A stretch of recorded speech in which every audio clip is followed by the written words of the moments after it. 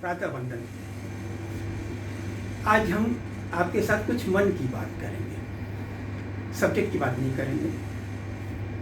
Subject तो हम 48 साल से पढ़ा रहे हैं और 30 साल से कैरियर काउंसलिंग भी कर रहे हैं। कैरियर काउंसलिंग करते करते मैंने कुछ बातें महसूस की जिन्हें मैं आपके साथ शेयर करना चाहूँगा। कभी किसी ने बड़ी अच्छी एक लाइन लिखी थी, मुझे आज तक याद है, और कुछ लाइन वो इस तरीके से थी, किस लिए दर्द को मेहमान बनाया जाए, मुश्किलों को भी क्यों न आसान बनाया जाए, जिससे मिट जाएं जमाने से सभी जुल्म और सितम, क्यों न इंसान को इंसान बनाया जाए। तो पिछले 70 सालों में हमारे हिंदुस्तान में शिक्षा को लेकर के बहुत से प्रयोग हुए। अभी एक नया प्रयोग हुआ है, नई शिक्षा नीति बनी है, लागू होने जा रही है, लेकिन उसके क्रियान्वयन के लिए जितने शिक्षक हैं उन शिक्षकों को उस सोच के हिसाब से पहले तो ढाला जाए और तब उनसे कहा जाए कि आप विद्यार्थियों में इस बात को डालें। पता नहीं, मुझे लगता है कि ये चीज़ शायद नहीं हुआ है। एक चीनी कहावत है, जाने कितनी बार हम जन्मे, जाने कितनी बार हम मर गए, काम जो करना था नहीं किए और बहुत कुछ कर गए। कोरोना की महामारी ने हमारे पूरे सामाजिक जीवन को झकझोर दिया है, शिक्षा को भी झकझोर दिया है। तो अब इसके बाद मन की बात में हम अलग अलग सेक्टर्स के बारे में बात करेंगे। आज शिक्षा के बारे में, फिर किसी दिन स्वास्थ्य के बारे में, किसी दिन रोजगार के बारे में, किसी दिन धर्म के बारे में। सभी क्षेत्रों में उथल पुथल हो रही है। प्रायः कभी मैं इंटरव्यू लेने जाता हूँ तो बच्चों से पूछ लेता हूँ कि सिलेबस की बात छोड़िए, सिलेबस के अलावा आपने अपनी ज़िंदगी में अब तक कौन कौन सी 5 किताबें पढ़ी हैं, उनका नाम बताइए। बच्चा नहीं बताता है। मुझे बड़ा अफसोस होता है, क्योंकि पहली बात ये कि हमारी पूरी पढ़ाई सिलेबस बेस्ड हो गई है, जबकि मेरा अपना मानना ये है कि पढ़ाई कभी भी सिलेबस बेस्ड नहीं होती। सिलेबस अपनी जगह है, पढ़ाई में सिलेबस के साथ साथ और हमें अपने परिवेश की बातों को समझना जरूरी है। कुछ डिस्क्रिपेंसीज हैं, वो आपसे शेयर करूंगा। एक बड़ी मजेदार बात यह है कि कक्षा 10 में भी जीव विज्ञान में लेमार्क का नियम, डार्विन का नियम और मेंडल का नियम पढ़ाया जाता है। उससे सिर्फ 5% और बातें ऐड करके 11वीं 12वीं में भी पढ़ाया जाता है। फिर उसके बाद बीएससी में भी पढ़ाया जाता है, 3 बार पढ़ाया जाता है। और एक्चुअली 3 बार ही नहीं, 3 या 9 बार पढ़ाया जाता है। कैसे? 9वीं 10वीं में बच्चा कॉलेज में पढ़ता है। अधिकांश बच्चे फिर ट्यूशन पढ़ने जाते हैं, तो उसको ट्यूशन पढ़ाने वाले टीचर भी पढ़ाते हैं। फिर उसके बाद इंटर में आता है बच्चा, फिर वहाँ कॉलेज में भी पढ़ाया गया, उस सब्जेक्ट का ट्यूशन पढ़ने जहाँ जाता है वहाँ भी पढ़ा, और उसके बाद गर्मी की छुट्टी में 3 महीने का शॉर्ट टर्म का CPM नीट की तैयारी करता है, तो वहाँ भी पढ़ाया गया। तो 3, 2, 5। फिर उसके बाद BSc लेवल में फिर 3 बार यही होता है। बच्चा जो है कॉलेज में BSc पार्ट 1 में जूलॉजी में पढ़ाया गया मेंडल का नियम, BSc पार्ट 2 में बॉटनी के साथ मेंडल का नियम पढ़ाया गया। पार्ट 1 में भी बच्चे ने कॉलेज में भी पढ़ा, और जिस टीचर के घर ट्यूशन पढ़ने जाता है वहाँ भी पढ़ा। 5, 2, 7 बार हो गए। फिर BSc पार्ट 2 में बॉटनी में भी पढ़ा, और बॉटनी के टीचर के घर जब ट्यूशन पढ़ने गया तो वहाँ भी पढ़ा, तो 9 बार हो गए। और 9 बार पढ़ने के बाद भी अक्सर ऐसा होता है कि जब हम MSc में इससे आगे की पढ़ाई शुरू करना चाहते हैं, बच्चे से पूछ देते हैं कि टेस्ट क्रॉस और बैक क्रॉस का अंतर बताइए, नहीं बताता है। कहीं ना कहीं हमें सोचना पड़ेगा कि ऐसा क्यों हो रहा है।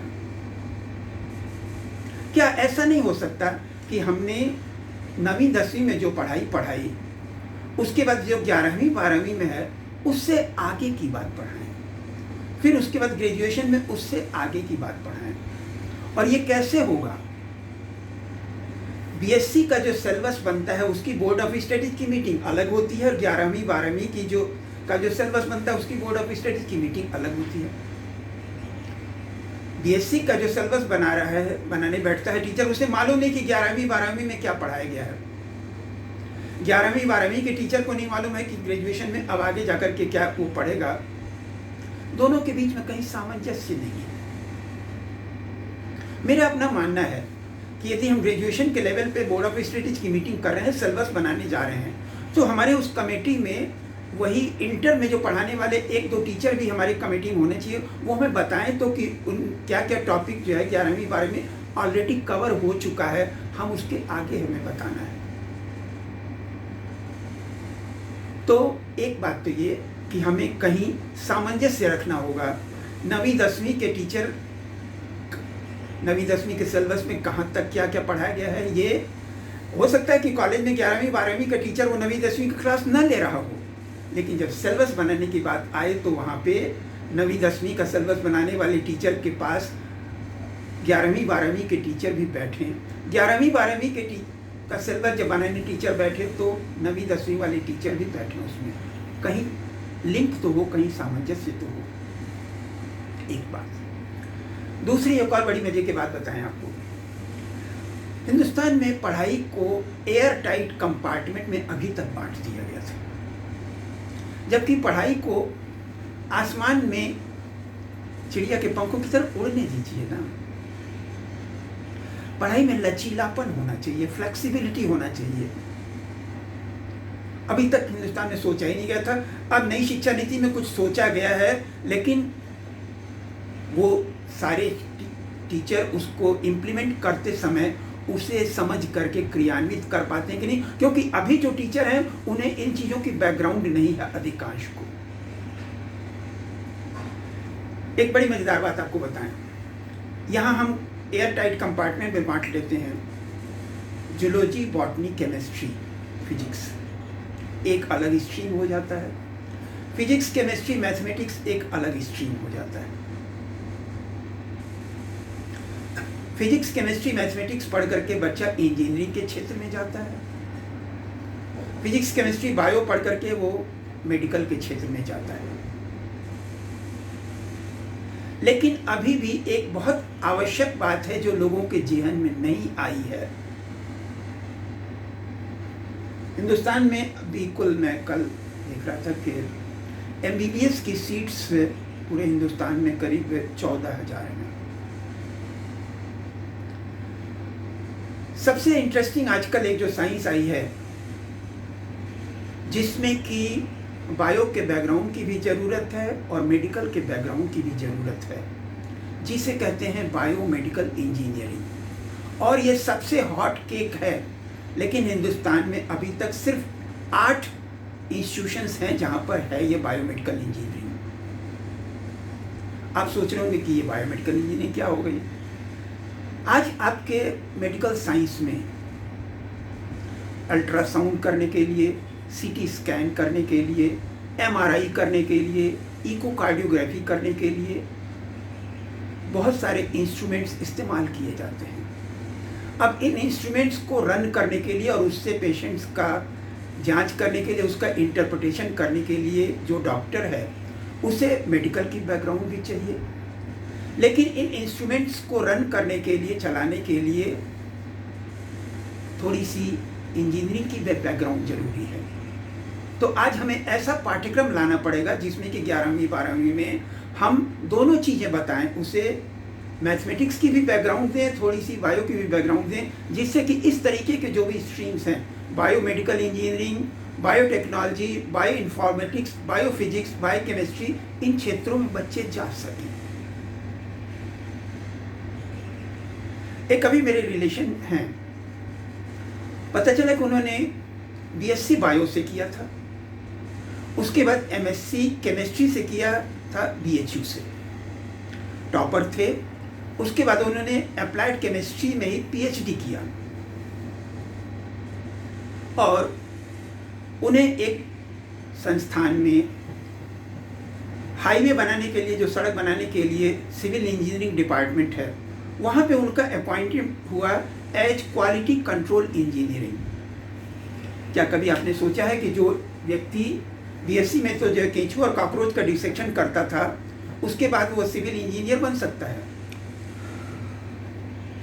पारंपरिक सिस्टम तो यही है कि सिविल इंजीनियरिंग में जो सिविल इंजीनियरिंग से बीटेक करके गया है वही जाना चाहिए। लेकिन उनके साथ मैंने देखा कि उन्होंने बीएससी बायो से किया था, एमएससी अप्लाइड केमिस्ट्री से किया, और वही बीएचयू से अप्लाइड केमिस्ट्री में पीएचडी किया, और उसके बाद क्वालिटी कंट्रोल इंजीनियर की तरफ से वो अपॉइंट हुए सिविल इंजीनियरिंग डिपार्टमेंट में, हाईवे में रोड कंस्ट्रक्शन के मामले में। And he was a very successful entrepreneur, और अब वो रिटायर हो रहे हैं। एक और व्यक्ति से मैं मिला, उसने ग्रेजुएशन सिविल इंजीनियरिंग से किया था, बीटेक सिविल इंजीनियरिंग से किया था। करने के बाद, सिविल इंजीनियरिंग से पास करने के बाद, पहले दिन उसे जब नौकरी करने गया, वहाँ का सिस्टम उसे पसंद नहीं आया। सुबह उसने ज्वाइन किया था, शाम को रिजाइन कर दिया, और उसके बाद उसने तय कर लिया कि हमें कंप्यूटर सॉफ्टवेयर में कैरियर बनाना है। डिग्री सिविल इंजीनियरिंग की थी, लेकिन उस आदमी ने बहुत संघर्ष किया, बहुत पढ़ाई की, कुछ एक्सपर्ट्स के साथ ट्रेनिंग भी की, और आज वो कंप्यूटर सॉफ्टवेयर इंडस्ट्री में है, एक मल्टीनेशनल कंपनी में कार्य कर रहा है। तो मैं आपसे ये कहना चाह रहा हूँ कि हिंदुस्तान में अब ये चीज़ आ रही है, हमें अपने इंटरेस्ट के हिसाब से कैरियर को चेंज करने की फ्लेक्सिबिलिटी मिलेगी, उसके हिसाब से हमें अपने आप को तैयार करना पड़ेगा। तीसरी बात, एक दिन हमारे घर जो माली आता था, उसने पौधों से कहा, ए पौधों, देखो जाड़े का दिन है, शादी ब्याह का मौसम है, और दूल्हा दुल्हन का स्टेज सजाने के लिए गेंदे के फूल की ज़रूरत है, तुम सब पौधे गेंदे का फूल उगाने शुरू कर दो।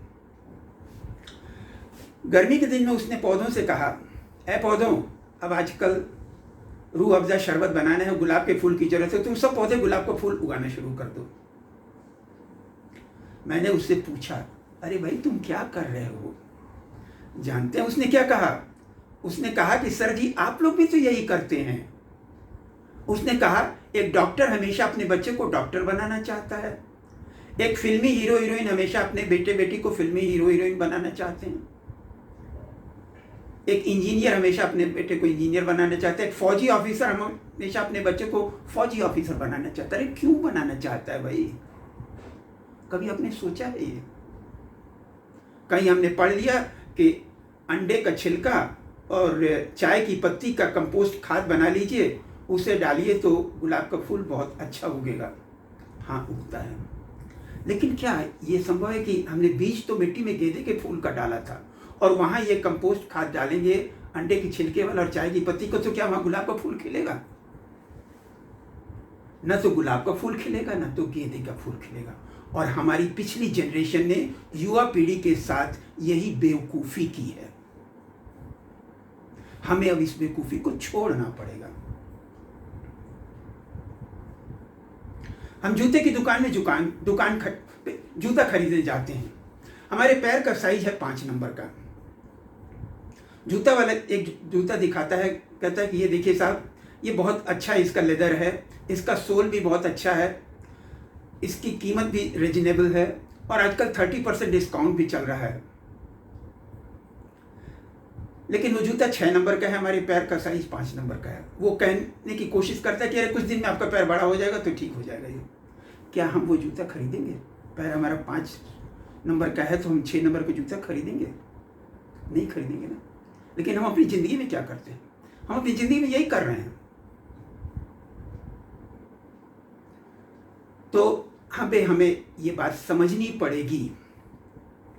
आज 21वीं शताब्दी में सारी दुनिया में और हमारे हिंदुस्तान में भी कैरियर के बहुत सारे अवसर हैं, और सबसे पहली बात ये कि आपको जो अच्छा लगता है उसे चुनिए।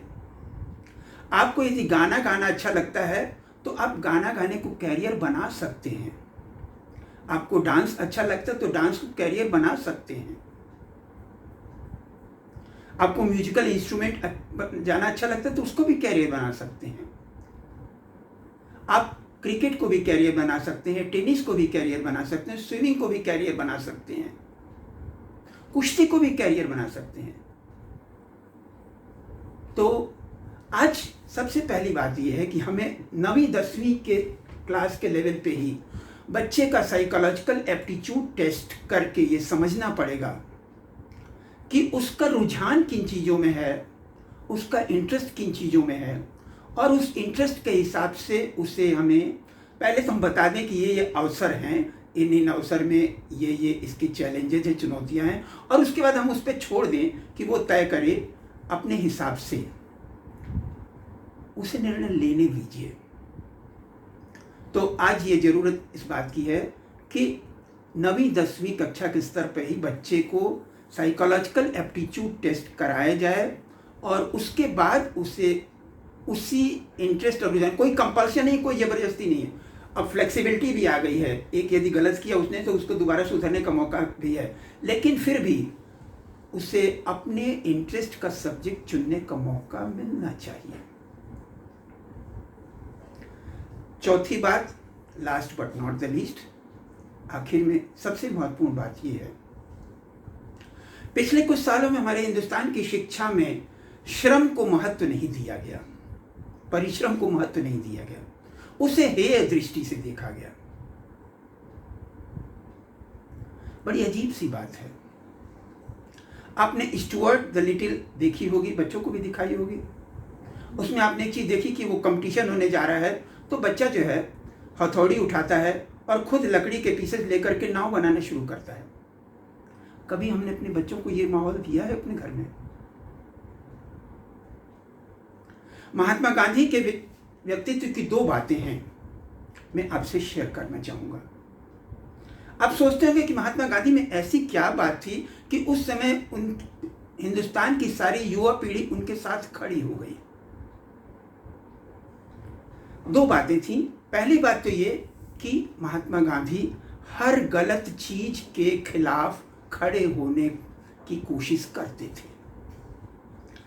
उन्होंने देखा कि साउथ अफ्रीका में अंग्रेज लोगों ने ये माहौल बना रखा था कि हिंदुस्तान के लोग और साउथ अफ्रीका के लोग रेलगाड़ी में फर्स्ट क्लास के कंपार्टमेंट में नहीं बैठ सकते थे।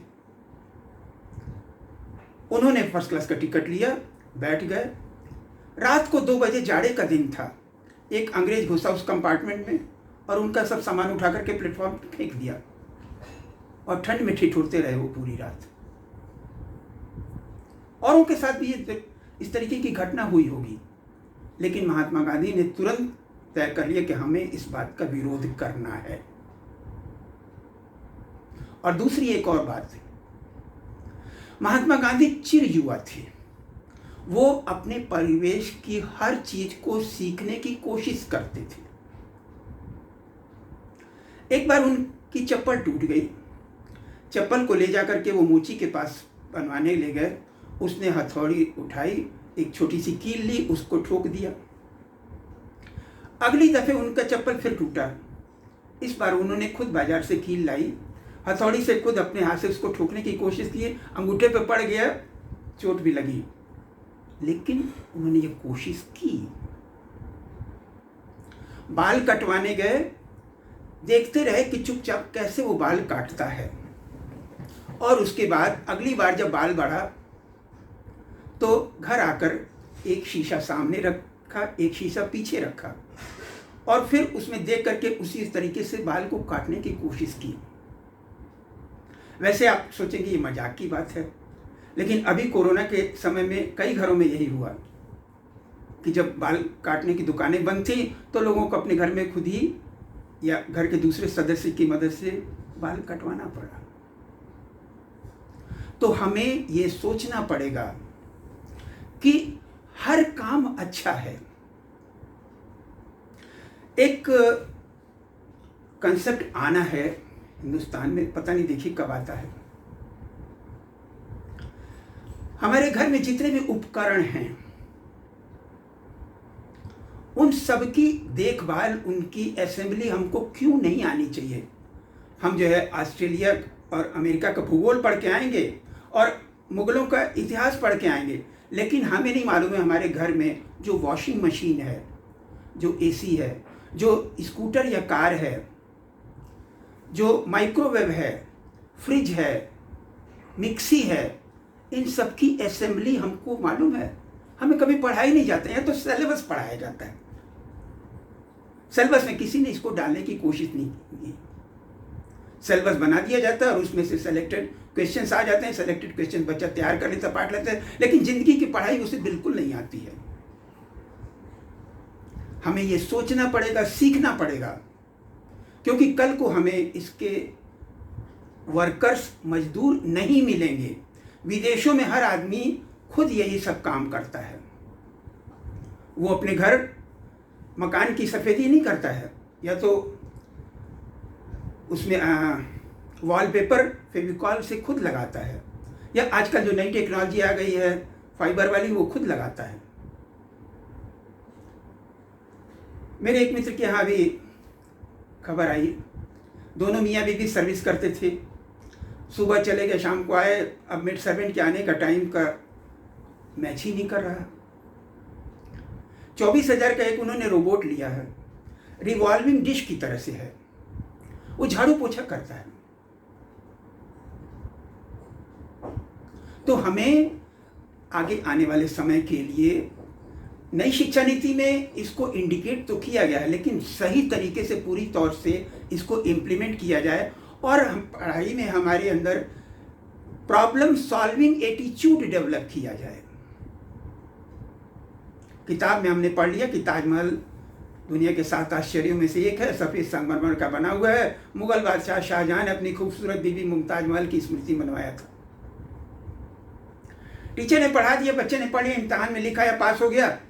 टीचर ने भी कभी ताजमहल देखा नहीं था, बच्चे ने भी देखा नहीं था, वो ताजमहल के बारे में रट लिया, पास हो गया। ये कोई पढ़ाई नहीं है। ताजमहल को यदि जानना है तो आपके को आगरा जाकर के ताजमहल देखना होगा, देखिए कि वहाँ क्या क्या खास बातें हैं उसमें। तो इस तरीके से आपको अपनी पढ़ाई को नए सिरे से फिर परिभाषित करना होगा। थैंक यू वेरी मच, धन्यवाद।